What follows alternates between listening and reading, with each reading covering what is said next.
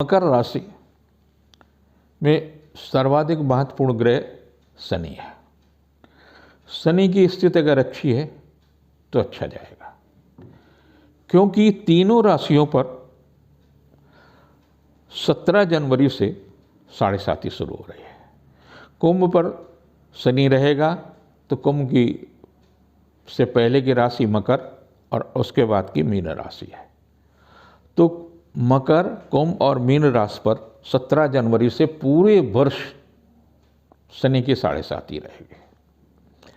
और यह शनि की 7.5 उतार चढ़ाव भी देगी। 17 जनवरी तक मकर राशि के लिए सामान्य समय रहेगा। जिस दिशा में प्रयास कर रहे हैं उस दिशा में प्रयास सार्थक होगा, लेकिन मन खिन्न रहेगा, क्योंकि आपकी राशि पर सीधे सीधे शनि है और शनि न्याय प्रिय ग्रह है। अगर आप अपने व्यवसाय के प्रति, अपने परिवार के साथ न्याय कर रहे हैं तो आपके साथ भी न्याय होगा, लेकिन पूरे वर्ष जो करना आपको है उस पर विशेष रूप से ध्यान रखने की आवश्यकता है कि शुक्रवार की रात को एक कटोरी में सरसों का तेल ले लें और सरसों के तेल में अपना चेहरा देखते हुए एक कुछ मिनट तक ओम प्राम प्रीम प्रौं सह शनैश्चराय नमः, ओम प्राम प्रीम प्रौं शनैश्चराय नमः इस मंत्र का जप करते हुए अपना चेहरा देखें। उस कटोरी को आप नीचे रख दीजिए, पलंग के नीचे, जहाँ भी आप सोते हैं। जब सुबह सोकर के उठिए तो फिर उस कटोरी में अपना चेहरा देखिए शनिवार को, और उसमें उस समय चेहरा देखते समय ओम प्राम प्रीम प्रौं सह शनैश्चराय नमः, ओम प्राम प्रीम प्रौं सह शनैश्चराय नमः इस जप का जप करते रहेंगे। और पीपल पर वो पूरे दिन में जब भी आपको समय मिलेगा या जिस किसी से भी आपका कर्मचारी है उससे आप तेल पीपल के वृक्ष को अर्पित कराइए, कटोरी वापस लाइए ताकि अगले शुक्रवार को काम आए। ये पूरे वर्ष यानी 52 सप्ताह हैं, 52 सप्ताह में आपको 52 सप्ताह करना है। यदि किसी कारणवश आप यात्रा में हैं, कहीं भी हैं, किसी अन्य परिस्थितियों में छूट जाता है तो कोई खास बात नहीं है, किसी का नुकसान नहीं है, लेकिन फायदे से वंचित होंगे। आपके लिए शनि लग्न का, राशि का तो स्वामी है ही है, द्वितीय भाव का भी स्वामी है, धन का भी स्वामी है।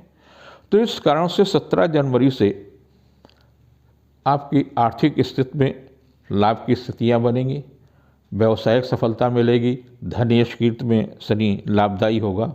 लेकिन 3 फरवरी से और 13 मार्च के बीच में शनि अस्त रहेगा। जब शनि अस्त रहेगा तो धन के मामले में सावधानी रखें, रुपए पैसे के लेन देन में भी सावधानी रखने की आवश्यकता है और स्वास्थ्य के प्रति भी सचेत रहने की आवश्यकता है। कई बार जब शनि अस्त होता है तो व्यसन प्रारंभ हो जाते हैं, यानी मादक वस्तुओं का सेवन आप करने लगते हैं। तो इस पीरियड में आपको बहुत ही सचेत रहना है। आपके मित्र, आपके कुटुंब के लोग आपको गलत आदत डालवा देंगे और आपका स्वास्थ्य भी जाएगा और धन भी जाएगा। जीवन के साथ खिलवाड़ मत करना। ये था शनि का आपके जीवन में महत्वपूर्ण योगदान। शनि के बाद में जो विशेष रूप से दूसरा ग्रह प्रभावशाली होता है वो होता है बृहस्पति। तो बृहस्पति भी अभी मीन में है और मीन में वो रहेगा 20 अप्रैल तक। तो 20 अप्रैल तक रहेगा। किया गया पुरुषार्थ आपके लिए बृहस्पति ठीक रहेगा। दूसरों से सहयोग लेने में सफलता मिलेगी, मांगलिक कार्य की दिशा में सफलता मिलेगी, शिक्षा प्रतियोगिता के क्षेत्र में सफलता मिलेगी, नई नौकरी, नया व्यवसाय की दिशा में किया गया प्रयास सार्थक होगा। लेकिन 31 मार्च से 29 अप्रैल के बीच में ये बृहस्पति अस्त होगा। जब अस्त होगा तो आप में आलस आएगा, व्यर्थ की उलझनें होंगी, स्वास्थ्य के प्रति सचेत रहने की आवश्यकता है। कोई भी ऐसा कार्य न करे जिसके कारण से मन अशांत हो। दूसरी बात, जब मेष में आ जाएगा यानी आपके राशि से चौथा होगा, और चौथे बृहस्पति कभी, चाहे चंद्रमा हो चाहे कोई भी ग्रह हो, चौथे, छठे, 8वें और 12वें कभी अच्छे नहीं होते, चाहे गोचर हो चाहे मूल कुंडली हो। तो ऐसी स्थिति में ये बृहस्पति जब मेष में आएगा और वहाँ पर राहु भी होगा तो गुरु चंडाल योग होगा, यानी 30 अक्टूबर तक आप गुरु चंडाल योग के से प्रभावित होंगे। तो निजी सुख में व्यवधान आएगा, आपको कोई न कोई साथी ऐसा मिल जाएगा जो चंडाल का कार्य करेगा, जो आपकी स्वास्थ्य को भी प्रभावित करेगा, धन को भी प्रभावित करेगा, पारिवारिक जीवन को भी प्रभावित करेगा और स्वास्थ्य को भी नाश करेगा। तो विशेष रूप से ध्यान देने की आवश्यकता है कि किसी के बहकावे में, मित्र के, कुटुंब के, रिश्तेदारों के बहकावे में कोई नया व्यापार न करे और न साझेम करे और न ही कोई ऐसा कार्य करे जिसके कारण से आपका जीवन, परिवार, धन सबका नाश हो। तो ऐसी स्थिति में आपको विशेष रूप से जो सावधानी रखने की आवश्यकता है वो ये है कि संयम अपने आप पर रखें, लालच न करें, रिश्वत के मामले में सावधानी रखें, कहीं न कहीं षड्यंत्र हो सकता है गुरु जी। तो आपको चाहिए कि इस अवधि में प्रत्येक बुधवार या बृहस्पति के दिन सप्ताह में एक दिन 8-10 जीवित मछलियां खरीदकर बहते हुए जल में डालें। ये आपके लिए विशेष लाभदायी होगा और यही आपको षड्यंत्र और ये परेशानियों से रोक सकता है।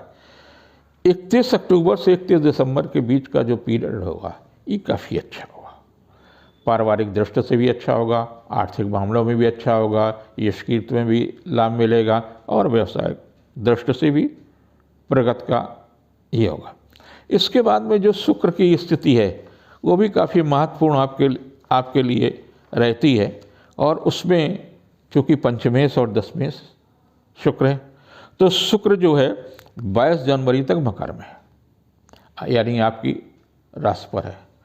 तो कहीं न कहीं आपका मन भ्रमित कर सकता है, मैत्री संबंधों में भटकाव कर सकता है, रिश्तों में भटकाव कर सकता है और 22 जनवरी से लेकर के 15 फरवरी के बीच का पीरियड जो है आर्थिक मामलों में शुक्र लाभ देगा, भौतिक सुखों में भी वृद्धि कराएगा, रिश्तों में मजबूती कराएगा। 15 फरवरी से लेकर के 12 मार्च के बीच का किया गया पुरुषार्थ सार्थक होगा, मैत्री संबंध मधुर होंगे, रिश्तों में निकटता आएगी, पारिवारिक जीवन सुखमय होगा, व्यवसायिक प्रतिष्ठा बढ़ेगी। 12 मार्च से लेकर के 6 अप्रैल के बीच का गुरु और शुक्र की युति आपके चौथे है। तो ऐसे में काफ़ी कुछ लाभदायी स्थिति बन सकती है, आर्थिक पक्ष मजबूत हो सकता है।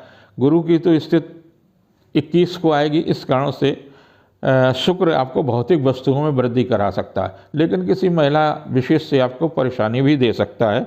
6 अप्रैल से लेकर के 2 मई के बीच का पीरियड जो है आपके किया गया पुरुषार्थ को लाभ देगा, संतान के दायित्व की दिशा में सफलता देगा, शिक्षा प्रतियोगिता के क्षेत्र में लाभ देगा, कोई प्रतियोगी परीक्षा है उस दिशा में भी सफलता देगा। और 2 मई से 30 मई के बीच में स्वास्थ्य के प्रति विशेष रूप से ध्यान देने की आवश्यकता है। शासन सत्ता से भी परेशानी मिल सकती है, संतान के कारण से भी परेशानी मिल सकती है। 30 मई से लेकर के 6 जुलाई के बीच में आपके लिए लाभदायी स्थिति बनेगी, आर्थिक मामलों में भी सफलता मिलेगा, दाम्पत्य जीवन भी सुखमय होगा, रिश्तों में निकटता आएगी, व्यवसायिक प्रयास सार्थक होगा। 6 जुलाई से लेकर के और 4 सितंबर के बीच का जो कालखंड है ये उतार चढ़ाव का है। संतान के कारण से, शासन सत्ता के कारण से कुछ परेशानियां भी आएंगी, कुछ उपलब्धियां भी होंगी, स्थानांतरण, विभागीय परिवर्तन, कोई शिकायत भी हो सकती है, मन अशांत हो सकता है, संतान से वैचारिक मतभेद हो सकते हैं। 4 सितंबर को शुक्र जो है, जो वक्री है, वो मार्गी हो जाएगा, जहाँ पर 1 अक्टूबर तक सिंह में ही रहेगा। 1 अक्टूबर से और 2 नवंबर के बीच का जो पीरियड है वो काफ़ी महत्वपूर्ण है, व्यर्थ की उलझनें भी हो सकती हैं, स्वास्थ्य के प्रति सचेत रहने की आवश्यकता है। यानी कुल मिलाकर के शुक्र का जो कालखंड है ये काफ़ी कष्टदायी स्थिति से गुजरेगा। 2 नवंबर से लेकर के 29 नवंबर के बीच में आर्थिक मामलों में शुक्र लाभ देगा।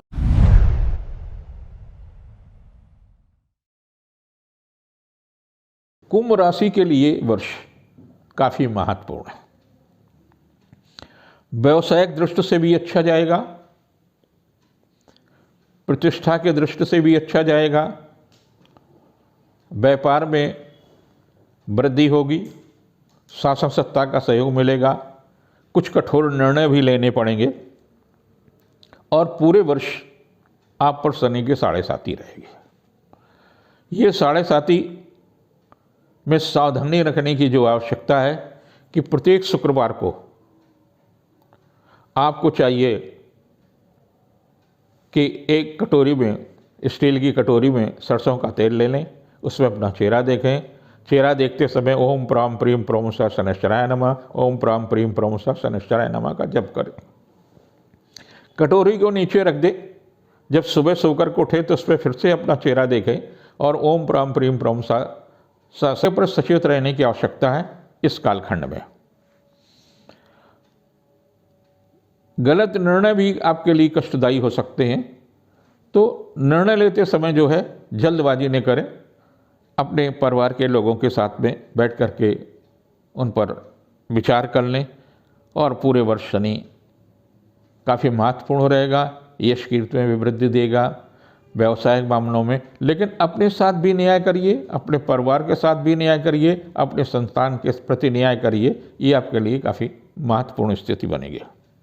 शनि के बाद में जो दूसरा ग्रह है वो है गुरु। द्वितीय भाव और एकादश भाव का, यानी आर्थिक मामलों में आपका गुरु का नियंत्रण है। तो जब गुरु का नियंत्रण है तो 21 अप्रैल को गुरु मेष में आएगा, 21 अप्रैल तक गुरु मीन में है। मीन में है तो आर्थिक लाभ मिलेगा, आर्थिक प्रयास सार्थक होंगे, पारिवारिक सहयोग मिलेगा। लेकिन इस कालखंड में 31 मार्च से 29 अप्रैल के बीच में गुरु अस्त है। तो जब गुरु अस्त है तो धन व्यय होगा, साई खर्च भी हो सकता है। व्यर्थ के उलझनों पर ध्यान रखिए। संतान, परिवार आदि के कारण भी आपका धन व्यय हो सकता है, तो सावधानी रखने की आवश्यकता है। 21 अप्रैल से 30 अक्टूबर के बीच में गुरु के साथ में राहु रहेगा, तो गुरु चंडाल योग बन जाएगा। तो आपको चाहिए कि मित्रों से बचें, पड़ोसियों से बचें, अधीनस्थ कर्मचारी से बचें।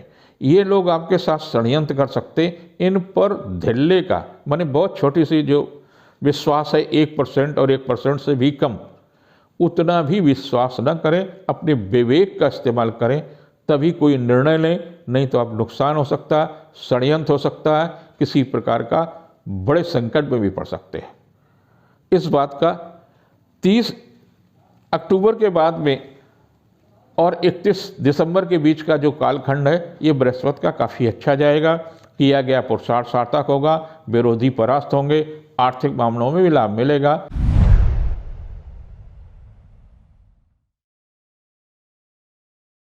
मीन राशि के बारे में, इसका स्वामी बृहस्पति है और बृहस्पति वर्ष के प्रारंभ में ही मीन में, मीन में बृहस्पति और वृष में मंगल, ये दोनों ही कॉम्बिनेशन बहुत खराब है।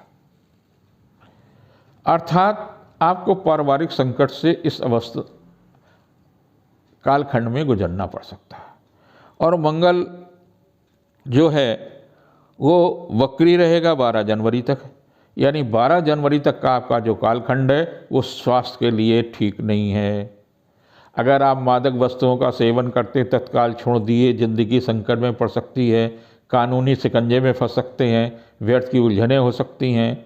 आपका अधीनस्थ कर्मचारी, पड़ोसी और या किसी रिश्तेदार के कारण से भी आप परेशानी में हो सकते हैं। बृहस्पति का दान करें, मंगल का दान करें, यही आपके लिए हितकर होगा। जब भी मौका मिले हनुमान जी की पूजा करें।